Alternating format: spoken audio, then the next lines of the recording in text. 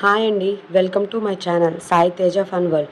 ఇవాళ గోధుమ పిండి బిస్కెట్స్ చేసుకుందాం. వాటికి కావాల్సిన పదార్థాలు, తయారీ విధానం చూసేద్దాం. 1 కప్పు గోధుమ పిండి, అర కప్పు బొంబాయి రవ్వ, పావు కప్పు పంచదార, 2 స్పూన్స్ పెరుగు, 1 spoon salt, half spoon baking soda. ముందుగా గోధుమ పిండిలో పంచదార, బొంబాయి రవ్వ, పెరుగు అన్నీ ఒక్కొక్కటిగా వేసుకొని కలుపుకోవాలి.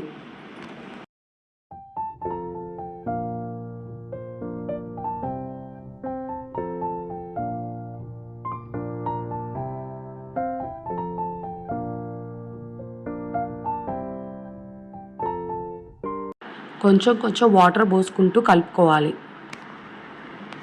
ఇలా చపాతీ పిండిలాగా కలుపుకొని ఒక అరగంట నానబెట్టాలి. హాఫ్ అన్ అవర్ నానాక పిండిని మందంగా ప్రెస్ చేసుకోండి. మీకు నచ్చిన షేప్లో బిస్కెట్స్ని కట్ చేసుకోండి. ఇలా కట్ చేసుకొని పక్కన పెట్టుకొని అన్నీ ఒకసారి డీప్ ఫ్రై చేసుకోండి.